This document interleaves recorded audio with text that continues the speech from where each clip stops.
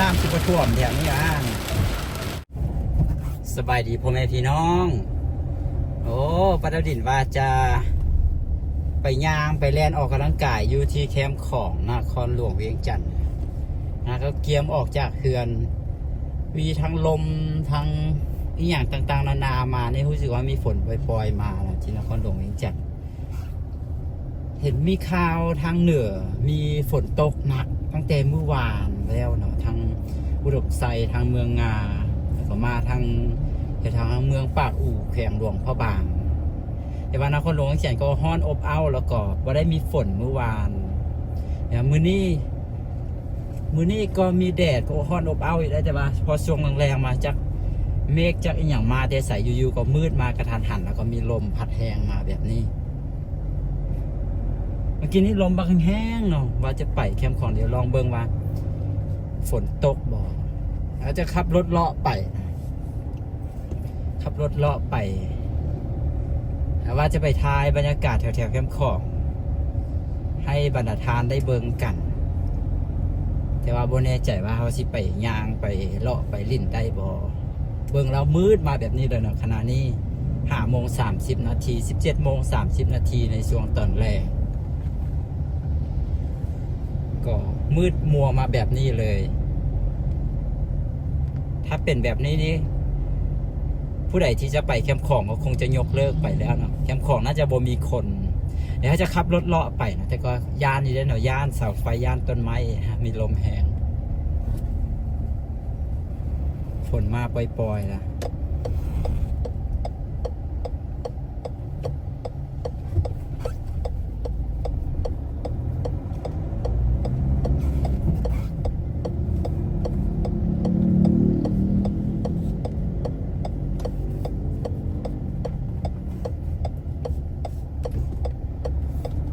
รถน่าจะติดบางเส้นทาง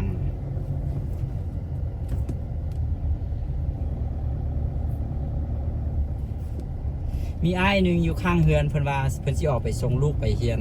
เพิ่มออกมาฮอดไฟแดงแล้วเรากลับไปอารมณ์แหงโพดจักใบไม้จักฝุ่นจักอีหยังว่าซั่นผมบอกว่าไปบ่ได้แคบคลองนะลมแหงว่าสิจะบ่ได้ออกมาแล้วก็เลยว่าจะได้ก็จะเลาะไปแล้วถ้าไปย่างไปแลนบ่ได้ก็จะขี่รถเลาะพาบรรดาทานเบิ่งบรรยากาศไปแถวๆนี้ก็อย่าซูเฝ้าเบื่อกันเด้อเนาะช่วงนี้ปาราบินก็ไทยในนครหลวงเวียงจันทร์ให้ทุกคนได้เบิ่งกันในหลายๆจุดหลายๆบอนโดยเฉพาะตับแถวๆเส้นทางเนาะเส้นทางต่างๆพอช่วงนี้บ่ได้เดินทางไปทางใดก็อากาศร้อนแดดเนาะเดินทางก็ลำบากไปถ่ายคลิปก็กล้องฮ้อนนะถ่ายน้อยเดียวก็ดับถ่ายน้อยเดียวก็ดับ iPhone อย่างนี้ก็ฮ้อนได้บวกกับช่วงนี้ปาราดินบ่ได้ อันนั้นเอาเว้าไปตามซื้อเลยรายได้มันก็น้อยแดนรายได้การหาเงินจากออนไลน์ของปาราดินนะช่วงนี้นะตั้งแต่เข้าสู่ปี2025มานี่รายได้ตกแหงรายได้น้อยบ่ฮู้ว่าการเดินทางไปทางแข่งนี่มันจะคุ้มค่าน้ำมันรถคุ้มค่าบ้านพักโรงแรมที่เขาจะไปหรือบ่นี่เราต้องท่าเบิ่งเลยตอนนี้ที่ผ่านมาก็ถือว่าโอเคเนาะรายได้นะแต่ตอนนี้รายได้มันลดลงรายได้YouTube ก็ของบาดินก็ยังได้อยู่นะแต่ว่าเดือนนี้ก็ลดลงเล็กน้อยแต่ก็ยังถือว่าเป็นยังแบบไปได้เรื่อยๆนะ YouTube แต่ว่า Facebook ท่านเพราะว่าที่ผ่านมาบาดินอาศัยรายได้จาก Facebook เป็นหลักเนาะใน2 ปี 3 ปีที่ผ่านมานะแต่ว่าพอเข้าสู่ปี2025แล้ว Facebook รายได้มันบ่ได้เลยเนาะหลายๆคนก็น่าจะฮู้น่าจะนั้นเห็นกันนะว่าสถานการณ์ของ Facebook บ่เข้าใจคือกันว่าเป็นอย่างนะก็คืออยู่ๆแล้วรายได้ลดลงประมาณ 80-90% ยอดวิวอย่างต่างๆนานาก็คือยังปกติอยู่ได้ยอดวิวการเข้าถึงของคนเบิงของคนเข้าถึงเพจ Facebook ของเฮาอย่างนี้นะก็ยังปกติอยู่เนาะแต่ว่ารายได้นี้มันน้อยจนแบบน้อยอีหลีนะก็ลดลงประมาณ 80-90% ก็คิดตามนั้นเนาะมันก็เลยรู้สึกว่าแบบรายได้มันตกนะแล้วบาราบินก็พยายามกลับมาลง คลิปทาง YouTube แต่ก็พอไปได้เรื่อยๆเนาะยอดวิวไปได้หลายซูฟ้าทิมกันไปใส่เด้อเนาะซูฟ้าทิมกันไปใส่เด้อฝากแน่นอนโดยเฉพาะพี่น้องที่กดติดตามปาราบินแล้วก็ผู้ใดยังบ่ทันได้กดติดตามก็ฝากกดติดตามให้แน่เนาะตอนนี้ปาราบินก็ฮอต100,000 ซับแล้วใน YouTube ก็กำลังจะได้โลเงินก็ยื่นขอโลเงินไปความจริงเพิ่นส่งมาให้ใส่ทียูให้ใส่อย่างต่างๆเพื่อเพิ่นจะส่งโลเงินมาให้ตั้งแต่เดือน10 ปี2024ผ่านมาแล้วเนาะปาราบินก็ได้ไปกวดเบิ่งอีเมลแล้วก็มาเฮ็ดขั้นตอนในการส่งบอลยูอย่างให้เพิ่นนะเพื่อเพิ่นจะผลิตโลเงินแล้วก็ส่งมาให้แล้วฝนตกได้นี่แถวแคมป์ของฝนน่าจะตกหนักได้นี่แถวนี้ก็ตกพี่น้องอยู่ทางอเมริกาทางยุโรปทางออสเตรเลียทางต่างประเทศเป็นจังไดกันเนาะช่วงนี้ปาราบินก็ถือว่ามีฐานคนเบิงอยู่ก็หลายพอสมควรเนาะแต่ช่วงนี้ก็รู้สึกว่าจะเงียบๆกันยังเฝ้าหายกันไปใส่เด้อโอ้เอาแท้อยู่ไรนี่ฝนตกแล้วก็รถติดเลยวันนี้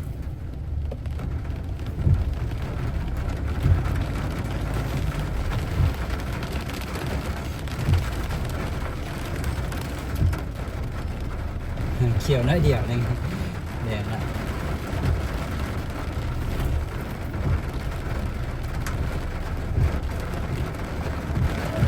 โอ้เห็ดหนักอยู่ได้นี่นะรถก็ติดวันนี้เราน่าจะได้วนกลับแล้วแหละตามเดิมนี่นะแคมป์ของบ่มีอย่างเลยนะถ้าเกิดว่าฝนตกแบบนี้ก็คือจะบ่มีการถ่ายเครื่องคนก็จะบ่ไปเนาะไปย่างไปแลนก็บ่ได้แล้วฝนเป็นแบบนี้นะแต่ว่าซุ้มเย็นขนาดเลยโอ้เขียวน้อยเดียวก็แดงเขียวน้อยเดียวก็แดงเนี่ย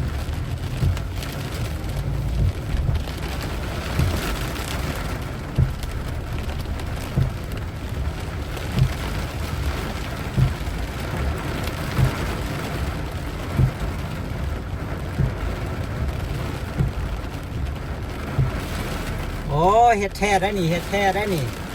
สงสัยน่าจะตกทัวร์นครหลวงอยู่ได้เนี่ยเบิ่งมืดมัวไปหลายเติมเนาะขนาดบ่ตกทัวร์ก็จะมืดจะเป็นจุดเหมือนบอลแต่ว่าเบิ่งตอนนี้ก็ว่ามืดมัวไปทัวร์นครหลวงยิ่งจัดเลยได้คันตกทัวร์นี่ก็คือน่าจะเย็นอยู่เนาะคันตกทัวร์นครหลวงนะสิรอดอยู่บ่เฮานี่พอฝนตกปุ๊บนี่รถจะติดปั๊บเลย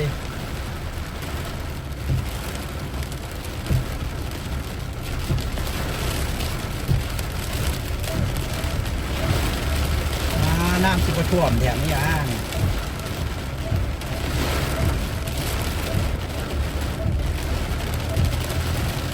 ตกหนักเลยนี่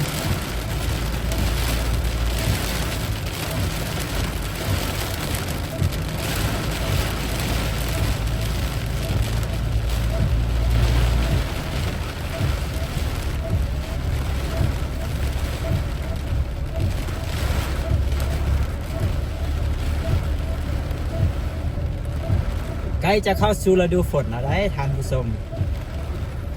พอแล้วปีใหม่ลาวผ่านมาแล้วก็เริ่มเข้าสู่ฤดูฝนได้แบบนี้นะ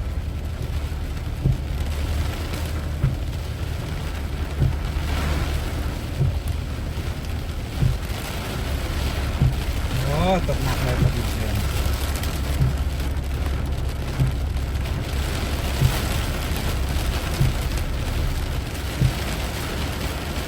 จะ6 โมงแล้วตอนนี้นะ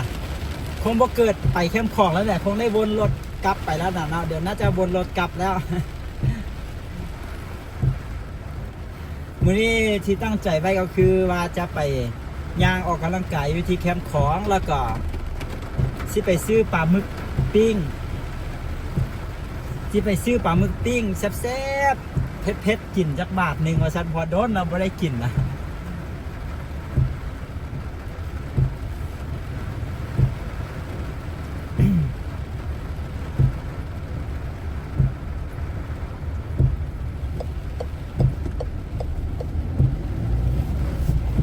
อ้เพิ่นเฮ็ดหนทางอยู่นี่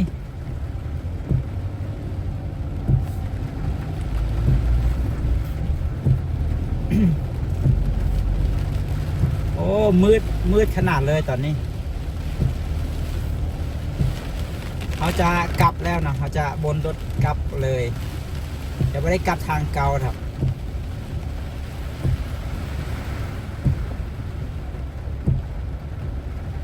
ดีแต่เพิ่นตกคำน้อยหนึ่งแล้วขั้นตกช่วง4 โมงนี่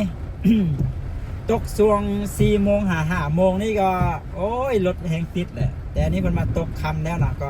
หลายคนก็น่าจะฮอดบ้านฮอดเฮือนกันแล้วเนาะที่ฝนตกนี่ใช่ปะก็ยังมีหลายๆคนที่กำลังเดินทางกลับบ้านกลับเฮือนเนาะเพราะฝนตกนี้ตกอยู่ช่วงประมาณ5 โมงครึ่งเนาะประมาณช่วง5 โมงครึ่งที่ฝนตก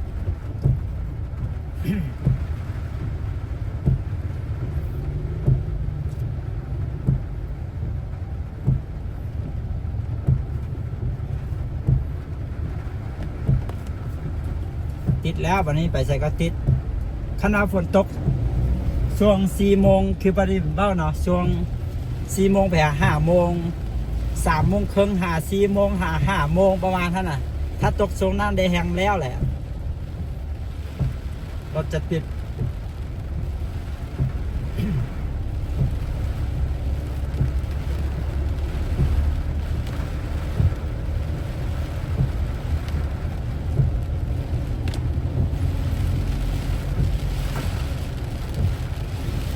โอ้มืดมัวไปชัวร์เลยได้นี่เพราะถ้าเกิดว่าฝนตกอยู่จุดใดจุดหนึ่งเดี๋ยวสิมันก็โบเฮ็ดให้แบบเย็นลงขนาดมันก็จะเย็นเล็กๆน้อยๆเย็นแต่จุดที่ตกขั้นจังน้อยนึงก็ฮ้อนความฮ้อนก็แพร่กระจายไปสินะแต่ถ้าเกิดว่าฝนตกทัวร์แบบนี้ก็น่าจะเฮ็ดให้เย็นเลยก็ปีนี้ก็บางทีได้ว่ามาหลายวิดีโอนะว่าปีนี้ถือว่าอากาศดีพอสมควรนะถือว่าบ่ได้ฮ้อนหลายนะหาซิมาฮ้อนหลังปีใหม่มานี่เนาะรู้สึกว่าหลังปีใหม่นี่ฮ้อนก่อนฮ้อนกว่าก่อนปีใหม่ซะอีกแต่ก็ฮ้อนก็ยังแบบฮ้อนก็ยังบ่ถึงคำว่าแบบบ่เท่ากับปีกายนะปีกายนี่ฮ้อนนี่โอ้ขี่รถจักรนี่ก็ลมพัดใส่กับปั่นเอาอันเปลวไฟลนกัน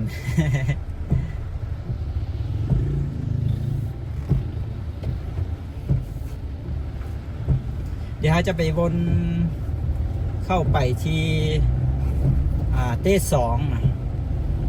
เดี๋ยวไปวนอยู่พุ่นเดี๋ยววนอยู่ไต่น้อยพุ่น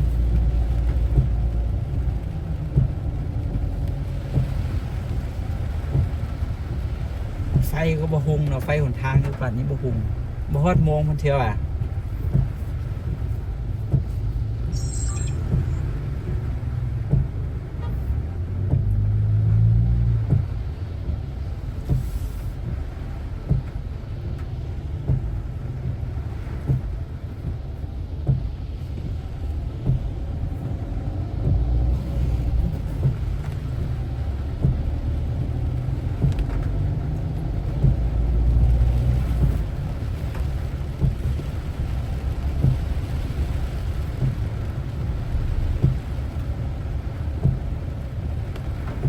บ่มีไฟแดงให้รถเบียดกัน เพิ่นปิดไฟแดงแล้วเนาะ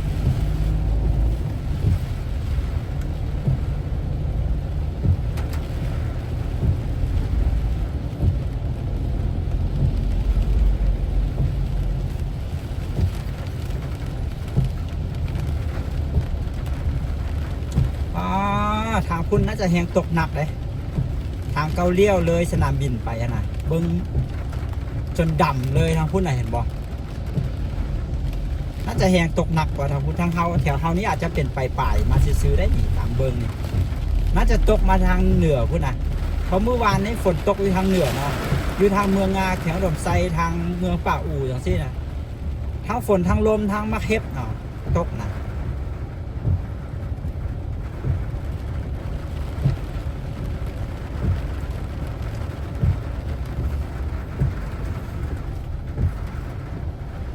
เสี่ยงอุบัติเหตุแน่เนาะขับรถแบบนี้นะ เพราะฝนตกวันนี้ก็ฝนตกหนักแล้วก็ไม่ค่อยเห็นกัน คนที่ขี่รถจักรก็ลำบากนะ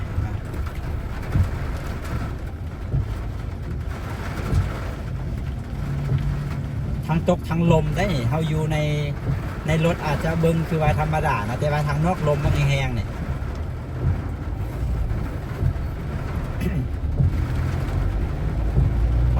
ตกบางนักนะแถวสนามบินขึ้นไปนะ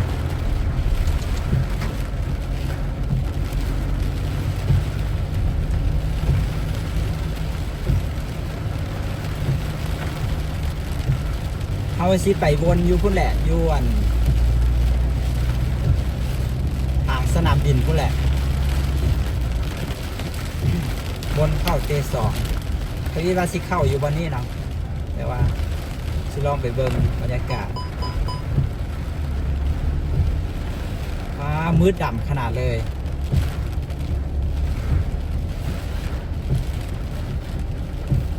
แต่นี่ก็ไต่น้อยไต่ใหญ่นะแล้วก็สนามบินสากลวัดไต่นครหลวงเวียงจันทร์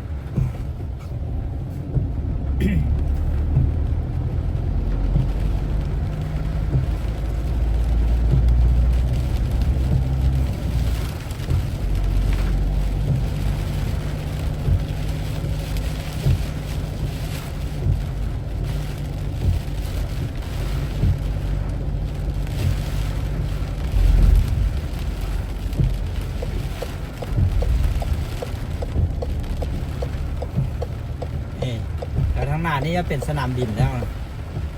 โอ้ตกหนักอีหลีโอ้เย็นสบายแล้วบัดนี้นครหลวงเวียงจันทร์ฝนตกทัวร์แบบนี้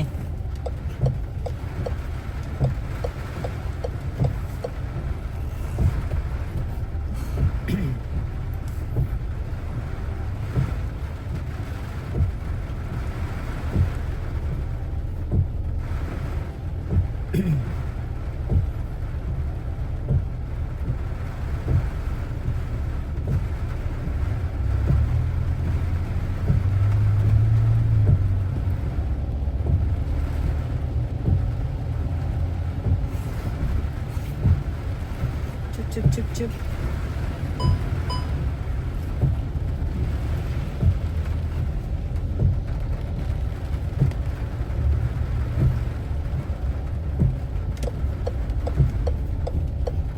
ติดแหละนะ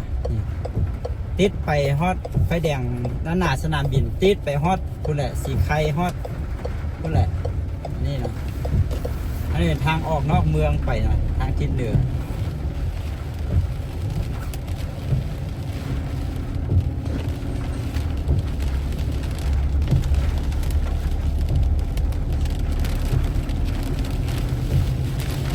พอเข้ามาเส้นนี้ก็มีรถหลายเงียบเลยเส้นเมื่อกี้นี่จะเป็นเส้นลักผ่านด้านหน้าสนามบินไปนะแต่ว่าเขาไปนี่รถก็จะเป็นหลายอยู่แถวด้านหน้าซังเจี้ยง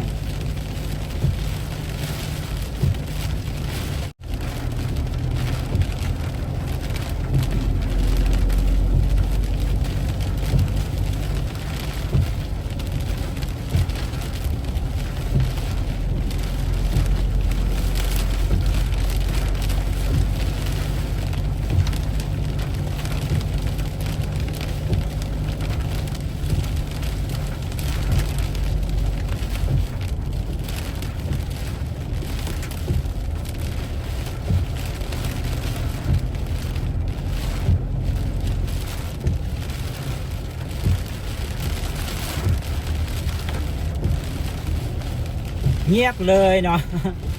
ฝนตกแล้วห้านอาหารนี่อย่างก็เงียบเนาะเพราะว่าห้านอาหารกลางแจ้งนี่อย่างหนึ่งที่นะห้านอาหารที่ก็จะเปิดอยู่กลางแจ้งใช่ไหมนะก็จะอาจจะไม่ได้เปิดหรืออาจจะเปิดก็อาจจะเปิดอยู่โต๊ะทางในนะสิเนาะแต่ว่าเงียบเลยขั้นฝนมาตกนี่ก็คือขึ้นแห้งหน่อยแถวนี้นะคนจะยางไปยางมาคนจีนหลายนะมีห้านค้าห้านขายนี่ตามตรงแถวความทางห้านอาหารเลยสินะเดี๋ยวพอฝนตกเราเงียบเลยนี่คือซังเจี้ยงเนาะแถวซังเจี้ยงเนี่ยเงียบอีหลีนี่ห้านค้าอยู่สองข้างทางก็เงียบเลย นิยามฝนค้าขายเอาบ่ค่อยได้ดีบันไดแต่ตอนนี้ก็ยังถือว่ายังบ่ทันเข้าสู่ฤดูฝนเทื่อก็เกียมแล้วเนาะเกียมแล้วเกียมให้นาตาก้าก็เกียมแล้ว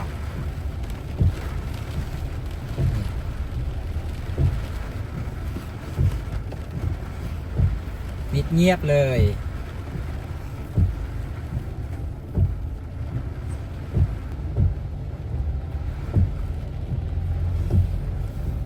เบิ่งเต้นทันสปิวอ่ะลมยังแหงอยู่ได้ทางนอกตอนนี้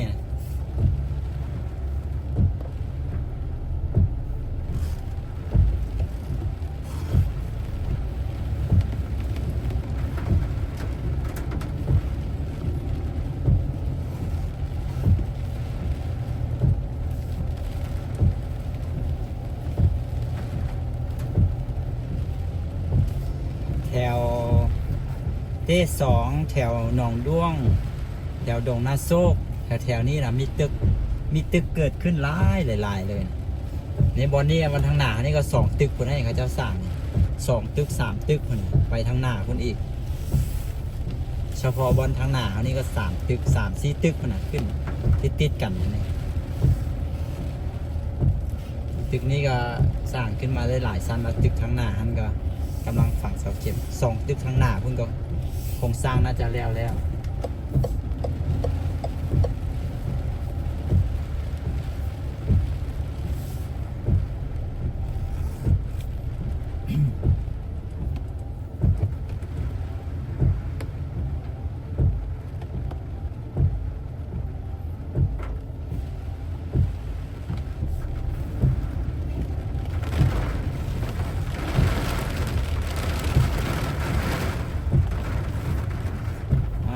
จะใช้เวลาเท่าไหร่เนาะจึงจะผ่านจุดนี้นี่ ติดหนักอีกแล้วได้นี่ข้างหน้านี่น่าจะปิดไฟแดงแล้ววะเขาจะปิดไฟแดงแล้ววันนี้เดี๋ยวเขาจะปิดไฟเขียวนะแล้วก็จะเหลือแต่ไฟเหลืองกระพริบนะน่าจะประมาณ6 โมง5 โมงครึ่ง6 โมงนี่วะตำรวจเขาจะมาปิดไฟแดงนะแล้วบัดนี้รถมันก็ไปได้ตลอดได้ไหมเนี่ยพอเปิดเป็นไฟเหลืองกับพริบแล้วรถมันไปได้ตลอดนะก็เลยฟังใดก็ฟังใดไปได้ตลอดแล้วฟังใดก็ฟังใดอยากจะไปแล้วเบียดกันในเครื่องกลางวันที่จุดนี้ฮันก็รถก็ติดรถที่จะเลี้ยวไปหาไฟแดงโดนาโซก็คือติดมาจากไฟแดงโดนาโซติดยาวมาพี่รถทางนี้บ่ฮู้ว่ามันติดยาวมาเขาก็เข้าไปเนาะเข้าไปก็สุดท้ายก็ได้ไปจอดตันอยู่เครื่องกลางซีแยกเลยสินะถ้ามันเปิดไฟอำนาจไฟเขียวไฟแดงปะไว้ก็น่าจะดีกว่าบอกนี้จังเลยเพราะว่ารถยังหลายอยู่นะเพราะปกติแล้วบริเวณแถวๆนี้รถจะหลายแห้งช่วงประมาณ7 โมง 8 โมงนะ6 โมงนะ6 โมง 7 โมง 8 โมงรถแห้งหลายแถวนี้นะแถวจุดนี้นะ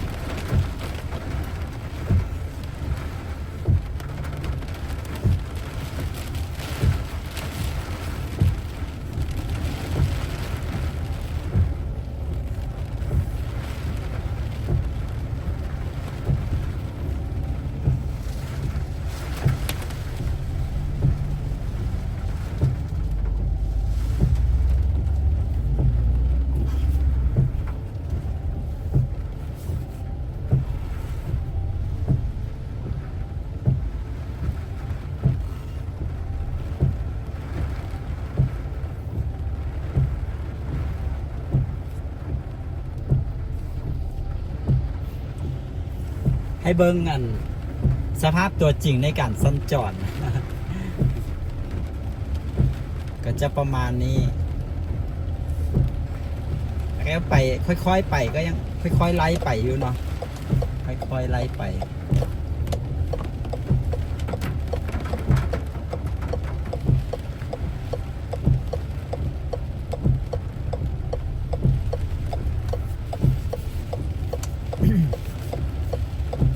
คือบ่ไป เป็นสิเลี้ยวหรือว่าเป็นสิซื้อไปเป็นสิซื้อคือบ่ไป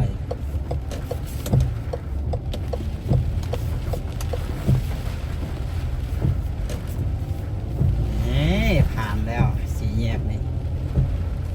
เคินสีแยกอย่างโบฮูซื้อตลอด